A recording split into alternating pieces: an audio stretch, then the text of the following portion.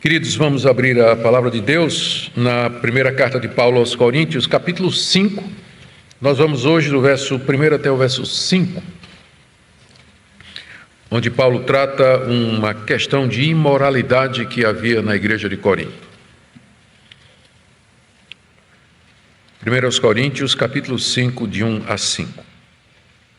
Diz assim a palavra de Deus: Ouve-se por aí que entre vocês existe imoralidade, e imoralidade tal como não existe nem mesmo entre os gentios, isto é, que alguém se atreva a possuir a mulher do seu próprio pai. E vocês andam cheios de orgulho, quando deveriam ter lamentado e tirado do meio de vocês quem fez uma coisa dessas. Eu, na verdade, ainda que fisicamente ausente, mas presente em espírito, já sentenciei, como se estivesse presente, o autor de tal infâmia. Em nome de nosso Senhor Jesus, reunidos vocês e o meu espírito, com o poder de Jesus, nosso Senhor, que esse tal seja entregue a Satanás para a destruição da carne, a fim de que o espírito seja salvo no dia do Senhor. Até aqui, queridos, a leitura da palavra de Deus. Próxima segunda-feira nós veremos os versículos finais, onde o apóstolo Paulo coloca alguns princípios que embasam a decisão que ele toma aqui com relação a esse imoral que havia na igreja de Corinto. Vamos orar mais uma vez, pedindo a iluminação do Espírito Santo. Senhor, nós estamos diante dessa passagem e nós queremos compreendê-la. E, além disso, de que maneira ela se aplica a nós hoje? Nós sabemos que tudo que foi escrito para o nosso ensino foi escrito, para que através das Escrituras nós tenhamos esperança, consolo, confiança. Por isso pedimos que Teu Espírito Santo opere em nossa mente e no nosso coração, para nos apropriarmos da Tua palavra, para nossa correção, edificação, conforto, instrução, advertência, de acordo com a necessidade que o Senhor conhece tão bem. É o que pedimos em nome de Jesus. Amém. Amém. Queridos, como nós temos visto nas últimas 11 mensagens, a quantidade de mensagens até agora, na primeira aos Coríntios, Paulo escreveu essa carta para responder algumas perguntas que os coríntios haviam mandado para ele numa carta, bem como para tratar de vários problemas, tanto de ordem doutrinária quanto prática, que estavam acontecendo na igreja. E Paulo também quer preparar uma visita sua em breve para a igreja, onde ele vai proceder com a arrecadação de uma oferta para os crentes pobres da Judéia. E as questões que levaram Paulo a abordar a igreja de maneira pastoral são as seguintes. Primeiro, que dentro da igreja havia diversos partidos. É o que a gente vem estudando já há 11 segundas-feiras. Isso aí é o assunto dos capítulos de 1 a 4 que a gente encerrou segunda-feira passada. Depois, Paulo trata da evidente falta de disciplina que havia na igreja para com membros faltosos, que é o assunto dos capítulos 5 e 6. Havia também conflitos a respeito do casamento, divórcio e a respeito do papel das viúvas, ou o que é que elas podiam fazer, podiam casar de novo ou não. Esse é o assunto do capítulo 7. A igreja também estava dividida com relação a comer ou não carne que era proveniente dos templos pagãos, onde era oferecida aos ídolos. Paulo trata disso nos capítulos 8, 9 e 10. E havia problemas relacionados com o culto, desde a participação das mulheres no culto até o uso dos dons espirituais. 11, 12, 13 e 14. 4 capítulos dedicados a esse assunto. No capítulo 15, Paulo trata de um grupo que negava a ressurreição dos mortos, e no capítulo 16 ele faz preparativos para o levantamento da coleta quando ele estiver visitando a igreja. Eu fiz essa revisão apenas para situar vocês. Nós acabamos a primeira grande parte da carta aos Coríntios, que tratava da questão dos partidos, e entramos agora na segunda parte, que são os capítulos 5 e 6, que tem como tema o exercício, a necessidade de exercitar a disciplina para manter a igreja pura. É preciso que a liderança tome providências. É importante a gente lembrar aqui nesse contexto que quando houve a reforma protestante, a questão uma das questões principais era quais são as marcas da verdadeira igreja. Se nós estamos saindo de Roma porque é uma falsa igreja, mas então o que é que identifica uma igreja verdadeira? Então a primeira resposta de reformadores como Calvino foi: uma verdadeira igreja é uma igreja onde existe a pregação clara da palavra de Deus, uma pregação fiel das Escrituras, e a segunda marca é a administração das ordenanças ou dos sacramentos também da maneira correta, batismo e ceia do Senhor.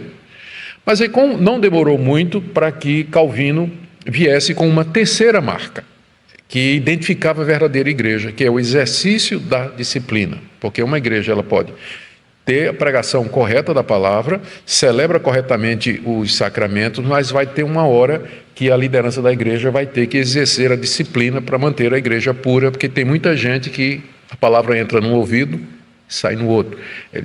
Não se emendam através de sermões, então é preciso sublinhar os sermões com ações mais concretas, que são as chamadas ações disciplinares. Então, as três marcas da igreja, de acordo com a fé reformada, é a pregação, a celebração da ceia e do batismo e a disciplina eclesiástica exercida para manter a igreja pura.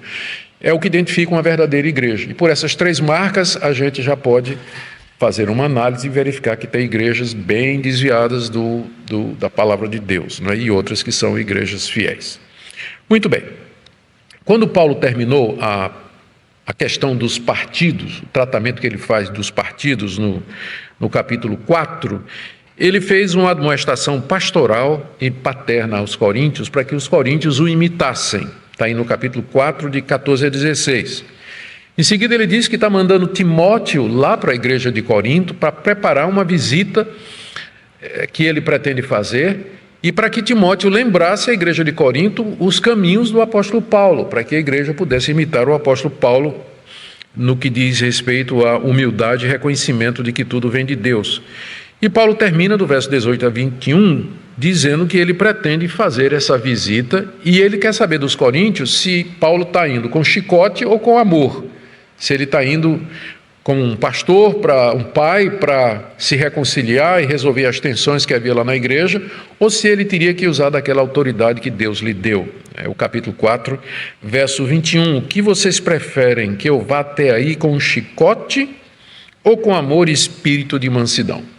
Se Paulo fosse com chicote, ele tinha bastante razão para ir com chicote, porque logo em seguida, aqui no capítulo 5, ele vai tratar de um caso onde a igreja deveria ter sido firme com um faltoso e não tinha feito nada com esse irmão imoral. E se Paulo fosse, com certeza ele haveria de exercer a disciplina ou usar o chicote, né, como ele quer falar aqui. E, é claro, ele não esperou chegar em Corinto para resolver a situação. Aqui mesmo no capítulo 5 ele já dá instruções para a igreja, como a igreja deveria proceder. O que estava acontecendo então lá em Corinto, que leva Paulo a escrever o que ele escreveu aqui no capítulo 5? Havia um problema duplo. Havia o caso concreto em si, de uma pessoa que estava praticando imoralidade, e o segundo problema é que talvez era pior do que o primeiro. A igreja estava inchada espiritualmente, arrogante espiritualmente, e não tinha tomado providência nenhuma. Achava que estava normal aquela vida de imoralidade, afinal Deus está conosco, não é? Nós temos os dons, temos as manifestações, então Deus está conosco. É verdade, tem imoralidade no meio da igreja, mas Deus na certa deve estar perdoando, deve estar sem levar muito em consideração, porque nós continuamos com as manifestações, continua tudo indo bem e tal, alguma coisa desse tipo. Então o problema era duplo, né? O pecado em si e a falta de disciplina, que era pior. O segundo pecado era pior do que o primeiro, né? Porque o problema não são os nossos pecados. Todo mundo sabe que nós somos pecadores e que a igreja é feita de pecadores. O problema são os pecados não resolvidos, os pecados não tratados, não confrontados, não corrigidos. Esse é que é o problema. Esse é que é o problema. Bom, no caso da igreja de Corinto, havia um homem que estava vivendo sexualmente com a mulher do seu pai, é o que Paulo diz aí no verso 1. Ouve-se por aí que entre vocês existe imoralidade, e imoralidade tal como não existe nem mesmo entre os gentios. Isso é, que alguém se atreva a possuir a mulher do próprio pai. Aqui era o caso de um membro da igreja que estava tendo relações sexuais com a sua madrasta. Fica difícil acreditar que era com a mãe, né? Porque se fosse com a mãe, Paulo teria dito, mas ele diz aqui a mulher do seu pai. Então, provavelmente, era a sua madrasta. A mãe já tinha morrido, o pai tinha casado de novo, e o filho agora estava tendo relações com a atual mulher do seu pai. Isso era alguma coisa proibida expressamente na lei de Moisés. Você pode ver Levítico 18, verso 8, onde Moisés diz que o filho não subirá ao leito do seu pai para profaná-lo com a sua mulher, ou em Deuteronômio 22, verso 30, onde também diz que o filho que faz isso envergonha e profana o leito do seu próprio pai. Era algo que era proibido não somente entre os judeus que tinham a revelação divina, mas era algo escandaloso até mesmo para os gregos, para os gentios, para aquela sociedade permissiva de Corinto, a ponto de Paulo dizer aqui, nem mesmo entre os gentios, nem mesmo entre os pagãos, esse tipo de procedimento é alguma coisa com que a gente concorda. E Paulo via esse relacionamento, enquanto que a igreja de Corinto tinha uma atitude assim de permissiva para com aquilo que aquele homem estava fazendo, Paulo já via primeiro como imoralidade, verso 1, né? Ouve-se por aí que entre vocês existe imoralidade. A palavra imoralidade é a palavra porneia, que é a palavra grega mais usada e a palavra mais ampla para se referir a desvios do padrão sexual que Deus estabeleceu.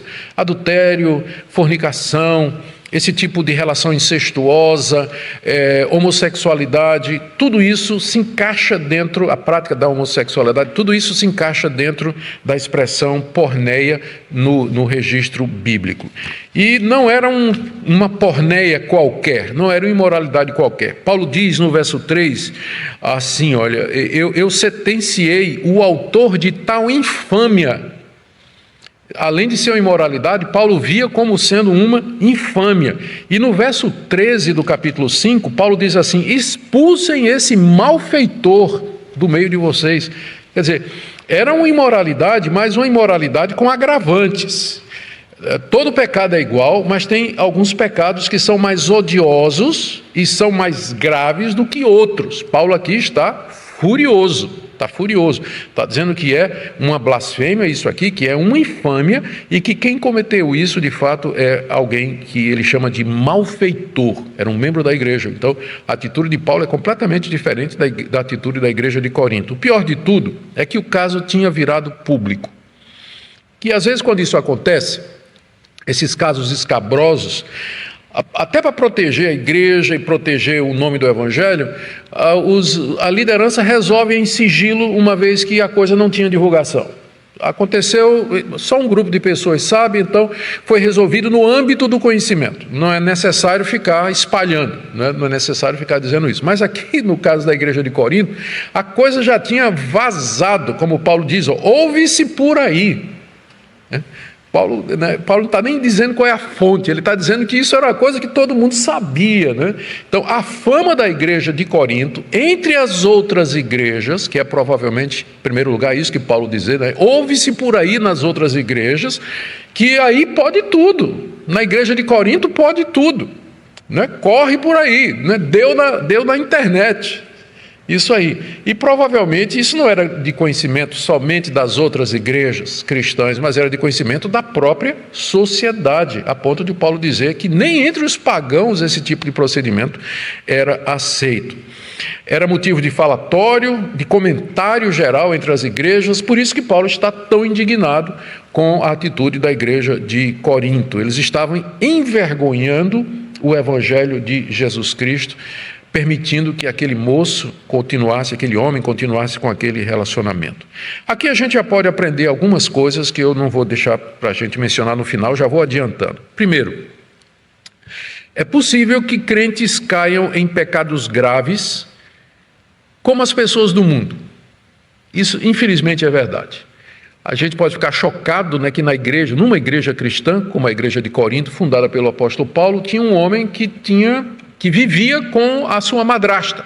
Ele e o pai compartilhavam a mesma mulher. O caso é escabroso, até em mencionar.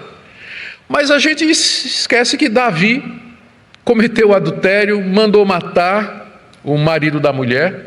A gente esquece de que outros homens de Deus, a lista de heróis da fé do Antigo Testamento é grande, e alguns deles cometeram pecados graves, como o próprio Abrão, que vai negar que Sara é a sua mulher para poder escapar com vida, né? Vai deixar que ela seja levada para a casa do líder da região onde ele estava.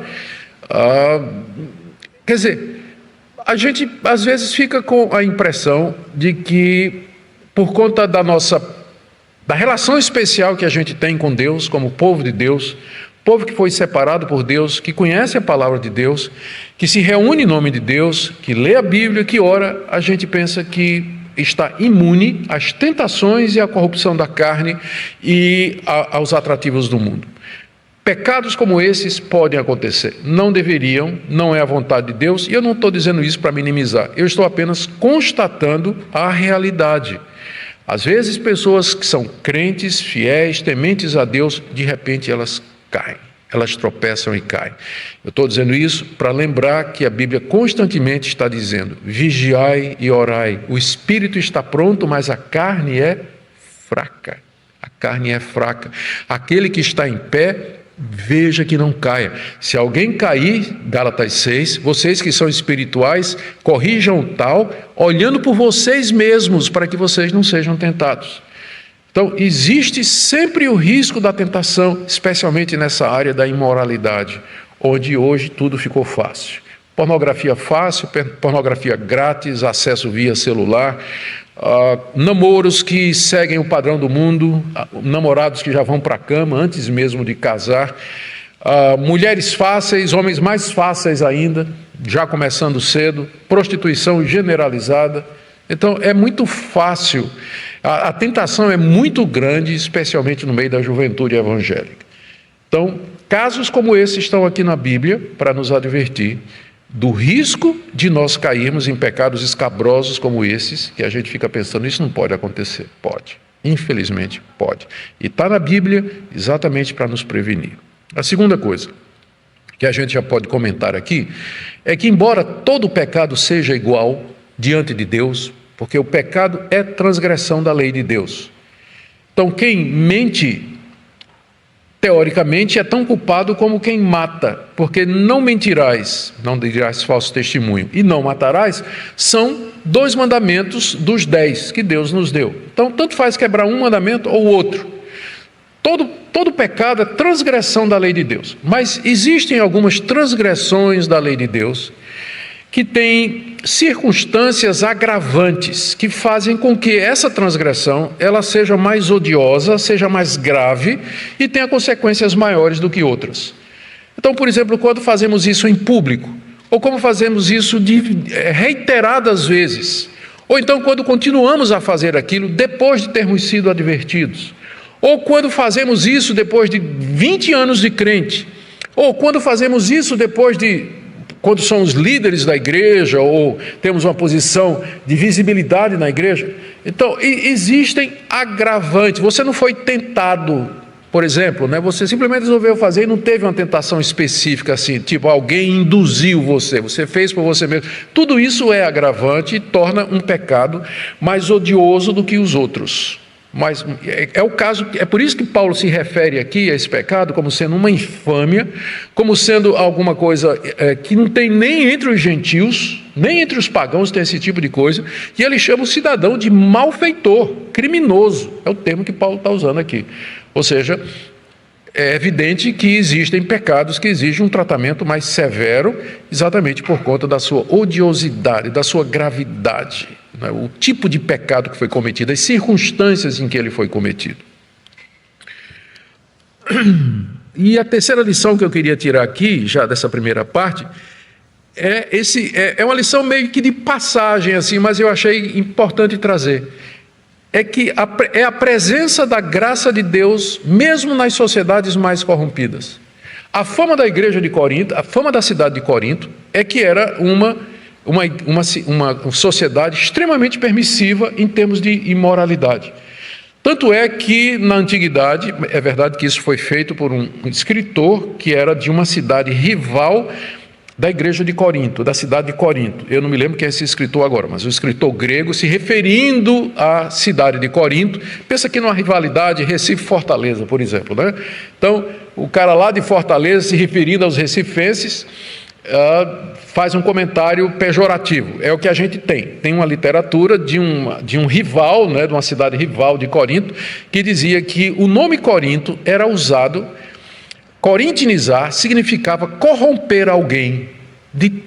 A cidade era tão corrupta que o nome dela acabou virando um verbo. Chamar alguém de Coríntio, ou dizer assim, você está corintinizando alguém, seria você estar corrompendo alguém sexualmente. Tal a fama da cidade. Pois olha o que o apóstolo Paulo está dizendo. Mesmo nessa sociedade tão corrompida, um homem viver com a sua madrasta, o pai e o filho desfrutar ou compartilhar a mesma mulher, era visto com desagrado na sociedade pagã. E de onde vem isso, a não ser da graça de Deus, que impede que as sociedades se corrompam? Existe ainda algum bem, ainda existe alguma ética, existe ainda alguns conceitos morais na sociedade, mesmo entre os descrentes, né? E é isso que permite que a sociedade ainda exista, que ela funcione, e que exista ordem, e que exista algum tipo de ordenamento e funcionamento, porque ainda tem um pouco de moral e ética no coração das pessoas, mesmo que elas não conheçam a Deus. Isso chama-se graça comum, é o favor chamado de comum porque é comum a todos. Deus não diz assim, eu vou dar a virtude da honestidade somente aos crentes. Tem gente que não é crente que é honesto. Eu não vou dar a virtude da sinceridade somente aos crentes. Tem gente que não é crente, mas é sincera. Gosta de falar a verdade. Então, é aqui um exemplo disso. A sociedade de Corinto, ela rejeitava esse tipo de procedimento que a igreja de Corinto considerava normal. Ou pelo menos não estava tomando nenhuma atitude. Pensa na ironia. Quando a igreja é mais corrompida do que o mundo. Veja que ponto chegaram esses irmãos. E eles achavam que eram espirituais, né? Lembra sempre disso. Eles achavam que eram espirituais, que estavam cheios do Espírito Santo, que o Espírito Santo vivia lá presente entre eles. Muito bem, esse é o primeiro ponto, né? O caso do imoral. Agora vamos ver a questão da omissão da liderança da igreja, que está aí no verso 2. Paulo diz assim: e vocês andam cheios de orgulho, quando deveriam ter lamentado e tirado do meio de vocês quem fez uma coisa dessas. Quem fez uma coisa dessas.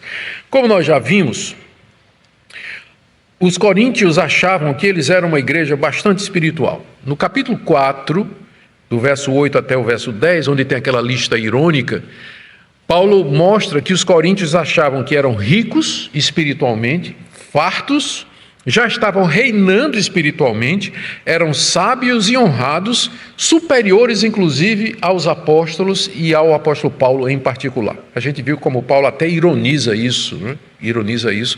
Nós vimos isso na mensagem anterior. Por que eles pensavam assim? Por conta da presença dos dons espirituais na igreja. A igreja era marcada pela variedade de dons e especialmente pela predominância do dom de línguas, o dom de profecia, talvez alguns outros dons extraordinários como o dom de cura ou visões ou sonhos, alguma coisa assim. Mas por conta da presença desses dons no culto, a igreja achava que era espiritual. Se o Espírito Santo está conosco, e como é que eu sei que o Espírito Santo está comigo? Porque no culto nós temos pessoas que estão falando em línguas, pessoas que estão profetizando, pessoas que estão dando mostras da ação sobrenatural de Deus. Então é uma prova de que Deus está conosco. Então, se Deus está conosco, os pecados que são cometidos pelos crentes individualmente não são tão graves assim, porque se fossem, o Espírito Santo não se manifestaria.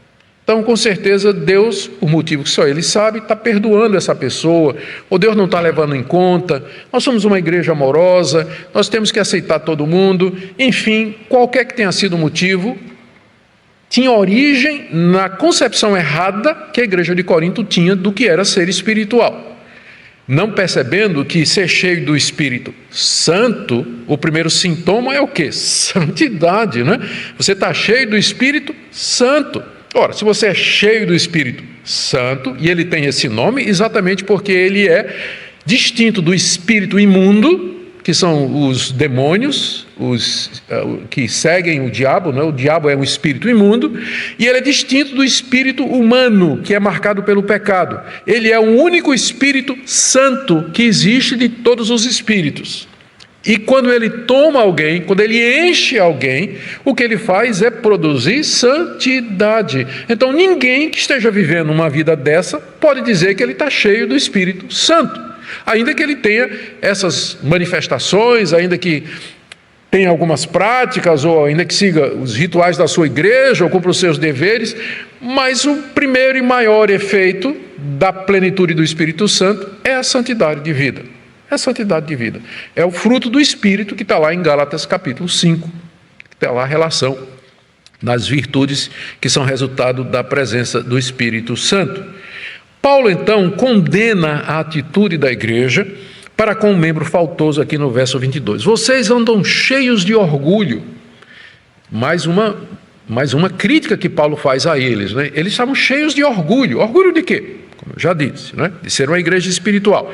Vocês estão cheios de orgulhos quando deveriam ter lamentado e tirado do meio de vocês quem fez uma coisa dessa. Era isso que aquela igreja deveria ter feito. Primeiro, eles deveriam ter lamentado. Porque essa sempre é a atitude correta para quando um membro da igreja cai. Os demais deviam lamentar. Em vez de ir lá para as redes sociais, né? Olha, tem um membro da minha igreja, o cara está fazendo isso, ou fulano de tal, está vivendo dessa maneira.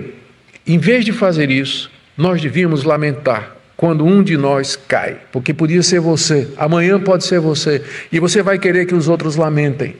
Lamentar aqui é chorar diante de Deus pela pessoa que caiu, pelo mal que causou, pelo mau testemunho, pela colocar a igreja, o nome de Deus, o nome de Cristo e da igreja em risco, exposto publicamente.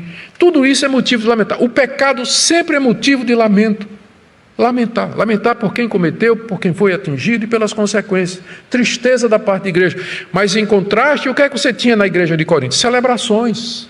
Vamos celebrar, vamos fazer. Então, somos uma igreja espiritual. Toda aquela manifestação não tinha quebrantamento nenhum. E às vezes é isso que Deus quer da igreja mesmo, que a igreja lamente. A vida do crente não é só de regozijo, louvorzão, não, em celebração, não. Tem um período de lamento mesmo, de quebrantamento, de confissão de pecado, de arrependimento. E essa era uma das ocasiões em que a igreja deveria estar lamentando. E não só lamentando, Paulo diz, vocês deviam ter tirado do meio de vocês essa pessoa. Vocês deviam ter tirado. Há um processo para tirar uma pessoa do meio da igreja, que envolveria chegar até ela primeiro, falar com ela, pastorear, exortar, chamar a mudança de vida, e uma vez que a pessoa não atende, então ela tem que ser tirada mesmo. Ela tem que ser tirada mesmo. Há situações em que esse tipo de divisão é necessário, e aqui a grande ironia. Nos capítulos de 1 a 4, a gente vê que a igreja de Corinto tinha se dividido quando não era para se dividir. E aqui no capítulo 5, ela se uniu quando era hora de dividir. Era hora de botar o cara para fora, né? Dividir, tirar um membro, botar para fora. Vejam o que a carnalidade faz na vida de uma igreja. Ela inverte os valores. Inverte completamente os valores.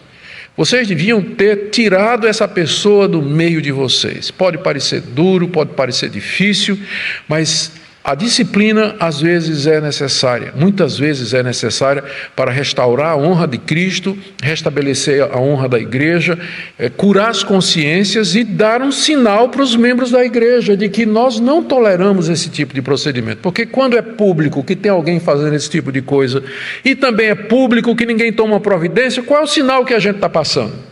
Que nessa igreja pode tudo. Que as pessoas podem viver do jeito que for e não vai acontecer absolutamente nada. E certamente não é isso que a gente quer para as nossas igrejas. Por isso que é importante o exercício da disciplina. O que nós podemos aprender aqui? Deixe-me tirar também algumas lições aqui antes de partir para a última parte do texto aqui. A gente aprende que a atitude correta para com o pecado na igreja é mesmo a lamentação e a disciplina. Eu já expus um pouco isso. Em alguns casos é necessária a expulsão, quando o caso se torna público e não há arrependimento verdadeiro. Segunda lição que a gente aprende aqui é que um conceito errado de espiritualidade pode levar os crentes a minimizar a seriedade do pecado no meio da igreja. Doutrina errada leva à prática errada. Uma visão errada que você tem de igreja, de espiritualidade, vai levar você a uma prática errada. E eu digo a mesma coisa com relação a nós como indivíduos. Se você não tem uma visão correta do relacionamento com Deus, você vai acabar tolerando determinados pecados em sua vida, você vai racionalizar, você vai encontrar uma desculpa, você vai justificar a sua consciência por viver naquele pecado, naquela prática pecaminosa. Mas isso tudo é resultado de uma compreensão errada de quem é Deus, do seu relacionamento com Deus e do poder que vem da união com Cristo na sua morte e da ressurreição, que é a base para uma vida de santificação.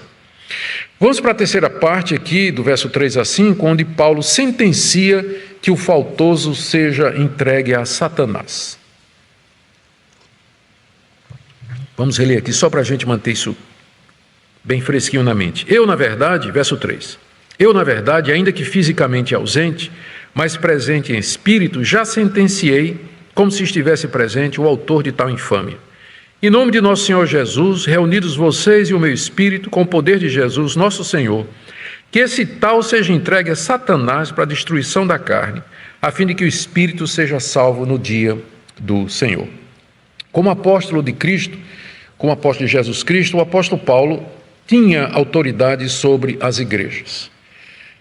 E, como tal, ele podia intervir quando julgava necessário. As igrejas eram governadas e lideradas por um corpo de presbíteros, que eram eleitos nas igrejas locais. Era assim que funcionava naquela época. E enquanto os apóstolos estavam vivos, eles eram a autoridade maior nas igrejas. E eles poderiam interferir numa igreja quando entendiam que aquela igreja, ou quando a liderança daquela igreja, não estava andando conforme Cristo, que é o caso aqui da igreja de Corinto.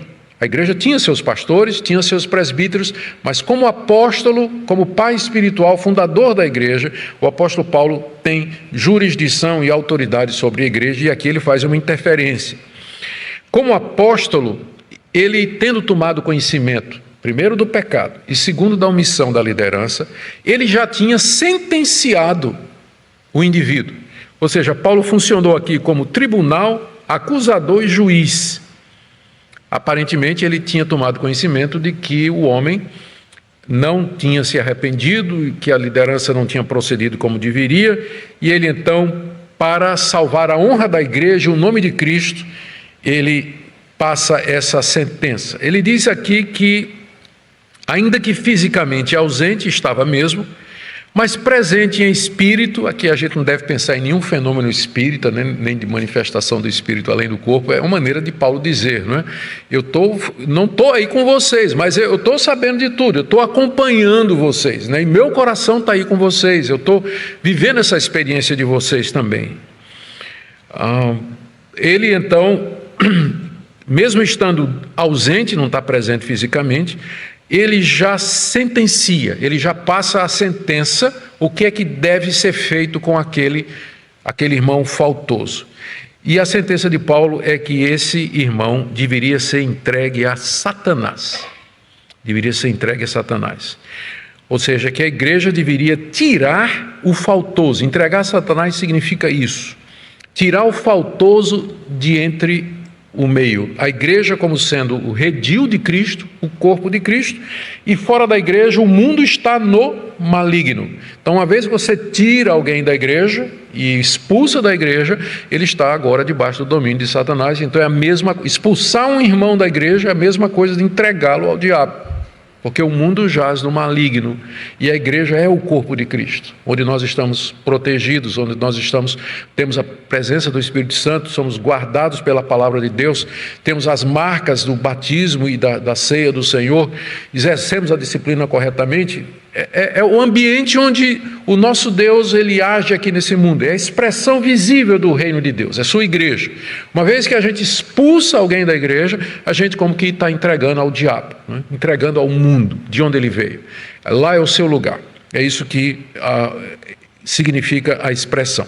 Eu digo que entregar a Satanás é isso, porque é o que Paulo está pedindo aqui. Ele já tinha dito aqui no verso 2, vocês deveriam ter tirado esse irmão, e no verso 13, ele vai falar claramente, vamos chegar próximo à segunda-feira, ele diz, os de fora Deus julgará, expulsem o malfeitor do meio de vocês. Ora, então é evidente que entregar a Satanás é expulsar o cidadão da igreja, tirá-lo do meio lá da igreja por conta dos seus pecados. Paulo ele explica aqui como é que ele vai fazer isso. Ele diz no verso 13 que ele estava ausente, mas já tinha sentenciado. E ele diz como é que ele passou a sentença. Veja aqui o verso 4. Ele diz o que é que a igreja devia fazer, Verso 4. Em nome de nosso Senhor Jesus Cristo. Então não é somente na sua autoridade apostólica. Paulo está fazendo isso em nome do Senhor Jesus. Reunidos vocês e o meu espírito. Por que isso é importante?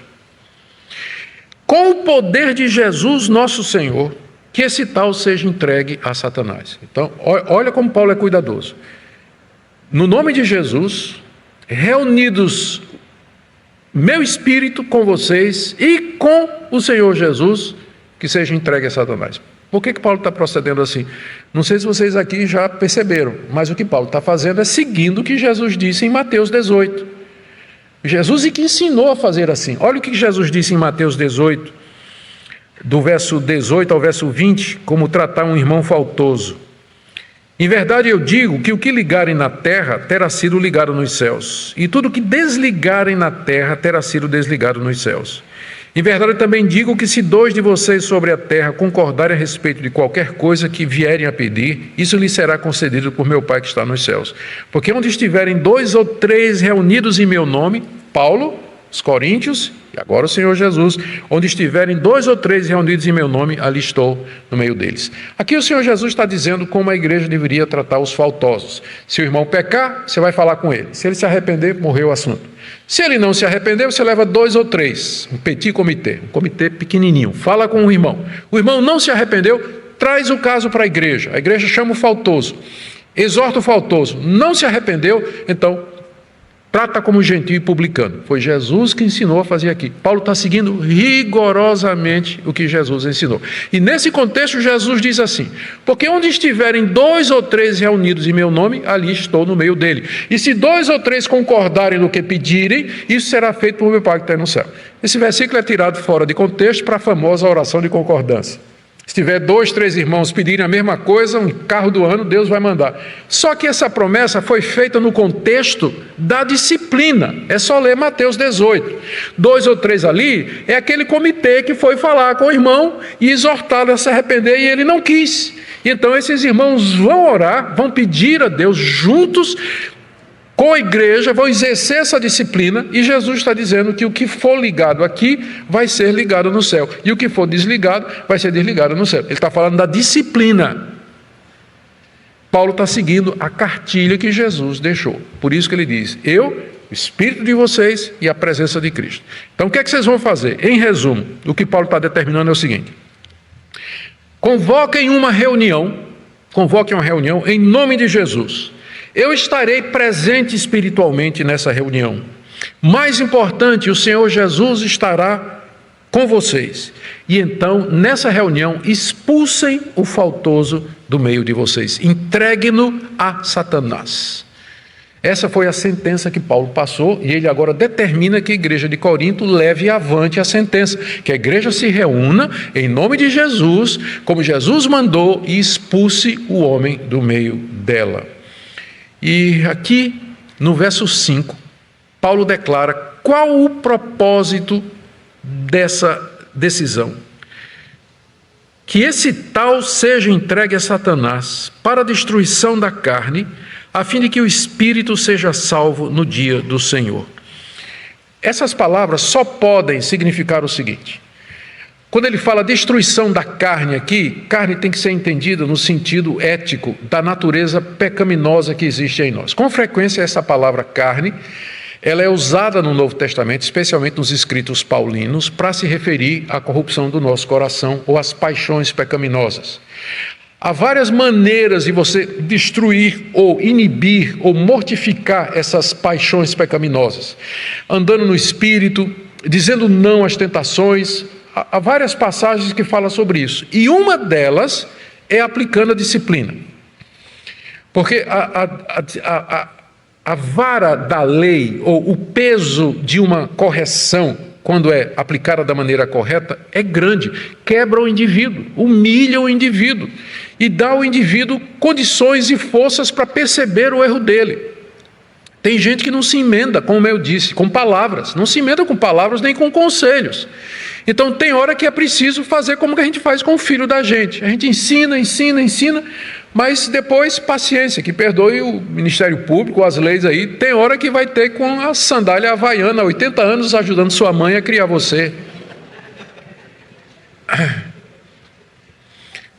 Então Deus às vezes faz exatamente isso. Então a disciplina, ela destrói a carne, ou seja, ela é o meio que Deus usa para quebrantar, para coibir, mortificar as paixões do nosso coração. Para que então esse indivíduo, uma vez mortificado, uma vez quebrantado, arrependido, porque a disciplina teve o efeito, o espírito dele seja salvo no dia do Senhor Jesus. Para que no dia do juízo, quando Cristo vier, aquele irmão seja apresentado como restaurado, perdoado, recebido na igreja e outra vez em comunhão com a igreja. O propósito da disciplina é esse aqui, é salvar, não é destruir. Destruir o pecado, mas salvar o indivíduo, salvar a alma dele. Às vezes é preciso fazer isso. A disciplina tem esse propósito, tem esse objetivo. O que é que a gente pode aprender aqui dessa passagem tão rica, né? tão séria? Bom, primeiro, que os apóstolos tinham uma autoridade que nenhum pastor tem hoje. O apóstolo Paulo podia chegar na igreja de Corinto, que tinha os seus pastores e seus presbíteros, e dizer, vocês têm que fazer isso, isso e isso. Por quê? Porque ele era apóstolo de Cristo Jesus. A diferença dos apóstolos e pastores é que os pastores tinham jurisdição sobre igrejas locais. O pastor de uma igreja não se mete na igreja, em outra igreja. O pastor Luciano está aqui, o pastor Joselito, o pastor Jades, então aqui nós somos pastores dessa igreja. Não tem como eu chegar na igreja presbiteriana da Madalena e dar ordem lá, ou dar orientação. Não tem, né? Inclusive é antiético, né? Quando a gente até recebe membros de outras igrejas que vêm pedir conselho para nós, geralmente a gente pergunta ao pastor de onde essa pessoa está dizendo, olha, nós temos um membro da sua igreja que está aqui, está querendo, né, queria só para avisar que nós não estamos pescando em aquário alheio, não estamos invadindo privacidade, absolutamente nada, né, os limites, não. Nossa jurisdição é local. Mas os apóstolos, a jurisdição deles era universal. Eles tinham autoridade sobre todas as igrejas. E Paulo está usando essa autoridade aqui. Nós não temos mais gente como os apóstolos. Essa, inclusive, é uma das razões pelas quais a gente diz, se tivesse apóstolo hoje, como Paulo e como Pedro, ele teria autoridade sobre todas as igrejas cristãs. E vocês conseguem imaginar alguém hoje que tenha isso? Né? Claro, o período apostólico passou. Segunda coisa, o objetivo que a gente aprende aqui. Segunda lição, que o objetivo da disciplina é recuperar o faltoso. Infelizmente, da mesma forma como as outras marcas da igreja são deturpadas, pregação da palavra e celebração dos sacramentos, a disciplina também é. E dependendo do sistema eclesiástico, às vezes os líderes usam a disciplina simplesmente para afastar dissidentes. E gente que não gosta, que ele não gosta. Gente que fica aperreando, né? Dizendo, pastor, isso que o senhor está pregando não está correto, pastor. Pastor, isso que o senhor está dizendo não está na Bíblia. Pastor, né? Aí o líder fica brabo e disciplina o irmão. E você vai ver qual é a falta do irmão. Não teve falta nenhuma. Às vezes a disciplina é usada simplesmente para tirar aqueles irmãos incômodos do pé do pastor ou da liderança, né? Ou para se vingar de alguém, ou para ganhar espaço, ou para se livrar da concorrência. Tem tantos motivos errados que alguém pode usar esse poder. É por isso que é importante que o poder numa igreja, ela não seja exercida somente por um homem. Especialmente poder como esse, de excluir, deveria ser um conselho, um colegiado, para evitar exatamente as questões pessoais. Nas igrejas históricas mais organizadas, existem tribunais. Quando o irmão é disciplinado ou ele é denunciado, então ele tem a oportunidade de comparecer, se defender, apresentar seu caso, ele tem que ser ouvido e, se tiver no conselho, no colegiado, alguém que é parente dele, essa pessoa não pode participar do julgamento do irmão. Ele está impedido por conta de laços de parentesco ou de laços de família. Ou então está tão envolvido com aquela pessoa que o juízo dele, o julgamento dele está comprometido. Então ele deve se considerar impedido e não participar do julgamento desse irmão para que possa fazer um julgamento correto do irmão, né? Antes de... Porque expulsar uma pessoa da igreja é uma coisa muito séria, né? Coisa muito séria. Então tem que ser feito com toda seriedade. Isso nunca deveria estar na mão de uma pessoa só, com poder para disciplinar membros da igreja e botar para fora. Tal a seriedade disso aqui. E segunda coisa, aliás, a terceira lição aqui que eu quero tirar dessa passagem é que a disciplina tem que ser feita na proporção do pecado cometido. Pode parecer que Paulo está sendo muito duro quando ele diz expulsa esse irmão, mas tem que lembrar o que é que o irmão fez, né? Por que Paulo está dizendo assim, tem que expulsar o irmão? Mas o irmão não é inocente. O irmão está tendo relações com a madrasta e a coisa já é de conhecimento público e ele continua do mesmo jeito. Então, trazendo escândalo, manchando o nome de Cristo, envergonhando o nome da igreja.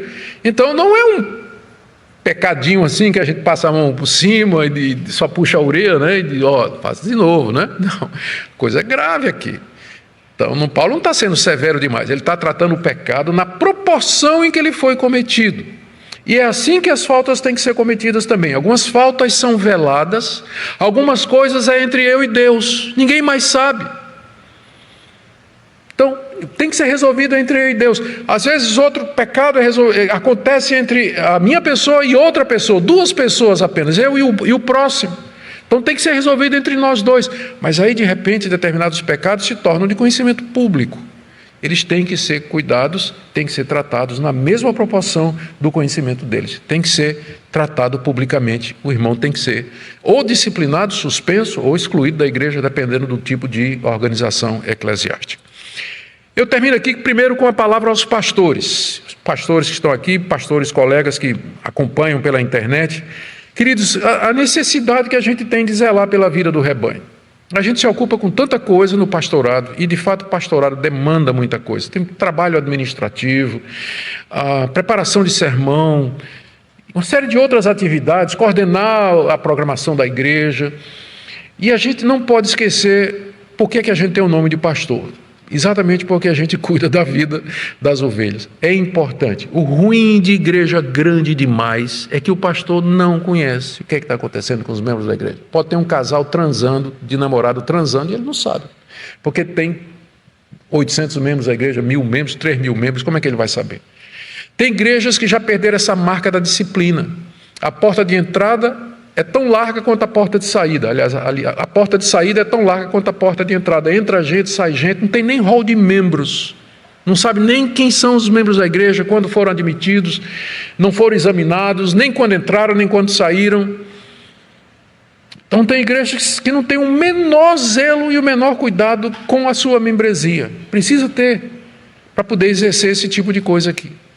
Precisa ter para exercer esse tipo de coisa aqui. Então, pastores, a necessidade da gente procurar os faltosos, pregar sobre a necessidade de viver vida santa, e aqui uma coisa também, cuidar dos que foram disciplinados. Porque às vezes a gente disciplina o irmão e entrega a Satanás mesmo. Né? Diz que Satanás tome conta de você agora. Mas o fato de que a gente entrega o irmão a Satanás, para que ele se recupere, né? Não quer dizer que a gente não vai atrás. A gente tem que ter cuidado com os disciplinados também, acompanhar a gente que foi disciplinada. Em algumas igrejas mais organizadas, em caso de disciplina, o colegiado designa um tutor, um pastor, para acompanhar aquela pessoa que foi excluída ou que foi penalizada de alguma maneira, para ver o progresso dela, visando a recuperação da pessoa. E minha última palavra é para você que está aqui, e talvez não tenha ninguém aqui, talvez eu estou falando no vácuo, mas tá. De repente tem alguém aqui que está sob disciplina. A necessidade de se humilhar diante de Deus. Pode ser até que ela não foi feita pelo motivo certo, mas veja isso como sendo de Deus. Deus quer ensinar alguma coisa, pelo menos a como conviver diante da injustiça. Mas corre o risco de que a disciplina foi correta. E você então precisa ver, diante de Deus, o que é que você precisa aprender, o que é que precisa ser corrigido, quais foram os motivos que levaram a essa disciplina e a sua participação nisso tudo, e aprender as lições que Deus deseja lhe ensinar. E para todos nós, vigiar e orar, porque isso que aconteceu com esse irmão lá da igreja de Corinto, pode acontecer com você e pode acontecer comigo. Nós não temos certeza, mas existe uma chance de que esse irmão aí é o pecador arrependido da segunda carta. Na segunda carta aos Coríntios, Paulo pede que a igreja perdoe e receba um irmão que se humilhou e se arrependeu. E alguns estudiosos acham que era exatamente o imoral da primeira carta, que a disciplina funcionou, que a igreja se reuniu, expulsou o cara, cuidou dele e ele finalmente voltou, e Paulo quer que ele seja readmitido na igreja. Que bom, né? Quando funciona a disciplina, é para o nosso bem. Vamos orar? Ó Deus querido, obrigado pela Tua palavra, nos ajuda a ver a seriedade do nosso comportamento, livra-nos do mal como o Senhor Jesus nos ensinou a orar, não nos deixes cair em tentação, mas livra-nos do mal.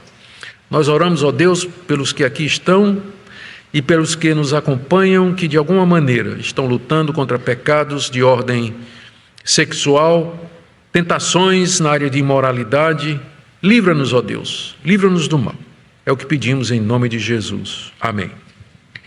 Queridos, alguns breves avisos antes de nós termos aqui um período de perguntas e respostas. Eu sei que o tipo de mensagem dessa noite cria um clima meio constrangedor para fazer pergunta, né? Do tipo assim, pastor, o que fazer com um casal de namorado que está transando? Aí todo mundo já olha para o namorado ao lado, né? Pensando que...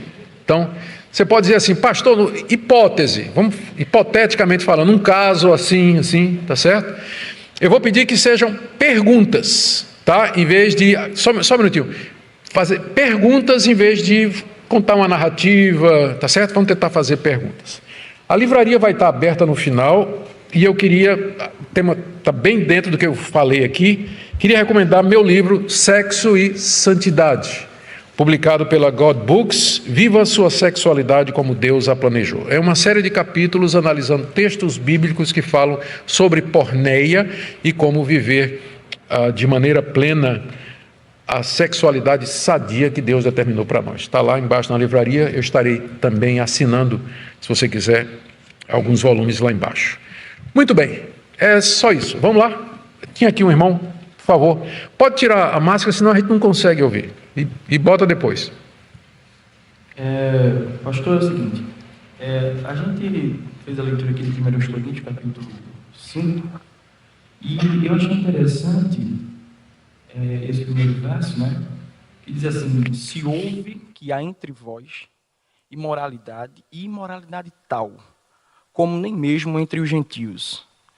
A pergunta é, de onde Paulo colheu esse dado para dizer que não existe nem entre os gentios? Porque, se eu não estiver enganado, ao que me parece, Paulo estava em Éfeso, e Éfeso é na Turquia, né? E Corinto é na Grécia. Isso. Então, tem uma distância aí enorme. Isso. Então, de onde Paulo pensou isso? Paulo esteve em Corinto. Ele é o fundador da igreja. Então, ele passou lá, eu acho que uns 2 ou 3 anos, na cidade em que ele, com certeza, ele tomou conhecimento da cultura, né? E a cidade era famosa, né? Já até mencionei aquele insulto, né, que era feito pelo adversário lá, o rival da igreja de Corinto. Era uma cidade famosa, era uma cidade grande, e a fama dela, infelizmente, não era muito boa, exatamente nessa área. Mas Paulo tinha morado lá há alguns anos, e foi o tempo em que ele fundou a igreja. Então ele tinha conhecimento de que tinha limites à imoralidade que a sociedade daquele tempo suportava, mesmo que fosse a sociedade de Corinto. Tá? Era conhecimento de primeira mão mesmo, durante o tempo que ele teve lá. Tudo bem? Mais alguma pergunta? Por favor. Boa noite, pastor. Ainda nesse primeiro verso, o que me parece muito aqui que Paulo ele está fazendo essa posição em si por talvez esse pecado ser um pecado recorrente de muito tempo e porque se tornou público, como o senhor mesmo falou. Mas a ideia aqui é que traz a hierarquia do pecado, como se a imoralidade fosse o pecado mais grave que os outros pecados. Então, como lidar com essa hierarquia do pecado? Qual o pecado punível a ponto de expulsão e qual não? Essa é a minha grande dúvida. Isso. É aquilo que a gente falou. Todos os pecados, eles são transgressão da lei de Deus e eles têm que ser tratados como pecado. Mas alguns pecados, eles são mais graves, têm consequências maiores do que outros. No caso de um pecado desse como imoralidade, ele está envolvendo a pessoa, está envolvendo a mulher, está envolvendo o pai.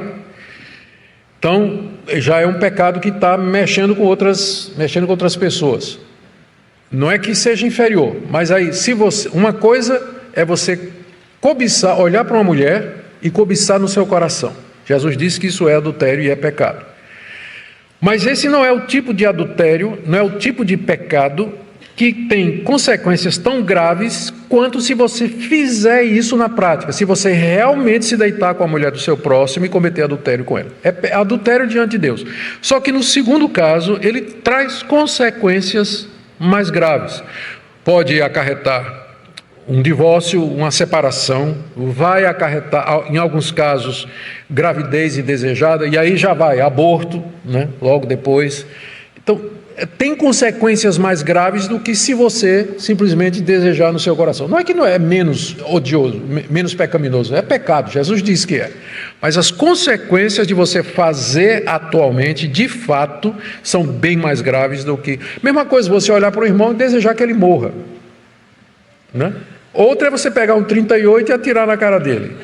Então tem consequência, você vai preso, né? Se você disser nas redes sociais, eu quero que você morra, você pode até sofrer um processo ou alguma coisa, né? Alguma retaliação, mas nunca uma prisão, passar o resto da sua vida preso, que seria o caso se você puxasse uma arma e matasse aquela pessoa. Então, enquanto que pecados, eles todos diante de Deus são transgressão, entretanto, eles têm consequências diferentes, que era o caso desse pecado aqui da igreja de Corinto. Estava expondo a igreja, expondo o nome de Cristo, era uma vergonha para o evangelho, envolvia toda a igreja, por isso Paulo trata com tanta severidade. Era caso de expulsão mesmo. Outros casos não são de expulsão, às vezes basta uma repreensão e a pessoa se arrepende e muda, mas outros têm que seguir esse caminho difícil, infelizmente. Boa pergunta. Mas alguém, por favor. Graças a Deus. Pastor, a gente sabe que em Tiago, ele vem falando que confessar os vossos pecados para que haja cura. E no caso o inverso, se um membro, um cristão, ele for surpreendido em pecado, cometer um pecado, ele procurar o seu pastor para ali se confessar, para que haja cura. E quando isso não acontece, ou seja, não há disciplina, o pastor não disciplina ele, e além de não discipliná-lo, começa a jogar o pecado dele às vezes no púlpito e espalha para toda a igreja. O que fazer numa situação como essa? É o pastor que tem que ser disciplinado, né, se fizer isso. A primeira é muita falta de ética se pastores fazerem isso. Existe um caráter sagrado no gabinete pastoral. Pessoas deveriam se sentir encorajadas a procurar o pastor e abrir o coração e pedir ajuda, sem medo de que aquilo vai estar na boca do povo no dia seguinte. A ética pastoral, nós temos uma disciplina, uma matéria chamada poimênica, que é a arte de pastorear, que todo seminário presbiteriano tem, e eu creio que os outros seminários tradicionais também têm. Ou qualquer seminário de teologia deveria ter, escola de teologia, deveria ter essa disciplina sobre a arte de pastorear. E a gente aprende que o que a gente ouve ali, naquele momento em que a pessoa procura a gente para abrir o coração e tudo mais, aquilo é um momento sagrado, aquilo ali é sigilo, é sigiloso. Aquilo eu não devo contar nem para minha esposa, nada, nem minha esposa fica sabendo. Aquilo ali é entre a pessoa que contou, a minha pessoa e Deus que estava presente. Às vezes a pessoa procura para dizer, olha pastor, eu cometi esse tipo de pecado, eu menti ou eu fiz esse tipo de coisa. Tá certo. Quem mais sabe disso aí? Pastor, só eu estou sabendo. A sua mentira prejudicou fulano e tal? Prejudicou. Então você vai fazer o seguinte, você vai para fulano, você vai pedir perdão, você vai confessar para ele e você vai confessar a Deus. Você está arrependido? Estou. Faz isso, está resolvido o assunto. Mas aí ele fica voltando para dizer para o pastor, olha, eu continuo sendo mentiroso, né? Estou fazendo isso, fazendo isso. Então o pastor vai ter que levar o caso, quando é um caso de reincidência que prejudica pessoas, o pastor não pode resolver ele sozinho. Pelo menos nas igrejas históricas, o pastor vai ter que levar o caso para o colegiado, para os presbíteros, chamar o irmão, e ali, às vezes, a bronca dada pelo colegiado tem um peso muito grande, e a pessoa se humilha, se arrepende e conserta os caminhos. Então, o pecado ele tem que ser tratado na proporção em que ele foi cometido. Se há alguma coisa que poucas pessoas sabem, afetou poucas pessoas, tem que ser tratado naquele âmbito. Porque não há necessidade de expor a pessoa ou o indivíduo sem necessidade, né? Quando a gente devia zelar pelo nome dele e pela honra dele. Então, o que puder ser resolvido sigilosamente, seja resolvido. Mas tem que ter algum tipo de disciplina ou correção. Tá? O pastor não pode simplesmente passar a mão em cima da cabeça e dizer, vai embora, vai em paz. Quando às vezes precisa de uma correção. Tá bom? Última pergunta. Pastor, boa noite. Boa noite, querido. Os outros que estão envolvidos, a gente sabe em relação ao jovem, mas em relação à mulher, que também praticou em conjunto com ele tal ato. Aí o que o senhor pode corroborar? Pergunta. Eu devia ter mencionado. Excelente pergunta. Isso aqui era alguma coisa que me escapou que eu devia ter mencionado. Provavelmente ele era o único crente da família. A mulher não era membro da igreja e nem o pai. Era ele. Que era muito comum acontecer isso, né? Era situação de fronteira, de campo missionário, geralmente se converte uma pessoa, um membro da família, mas não se converte outra. E às vezes o crente é o único na sua casa, o que agrava a situação ainda mais, não é? O que torna a situação o único crente da família e o cara estava fazendo isso. Então a razão pela qual Paulo não penaliza nem a mulher e nem o pai, que era conivente, provavelmente, não é? É porque eles não estavam debaixo da jurisdição da igreja, mas aquele rapaz, ele estava. Por isso que ele é apenado e os outros, Paulo não tem o que fazer. Tá bom? Vão na paz, tem café e bolo lá embaixo, livraria, Deus os abençoe, até segunda-feira, se Deus permitir.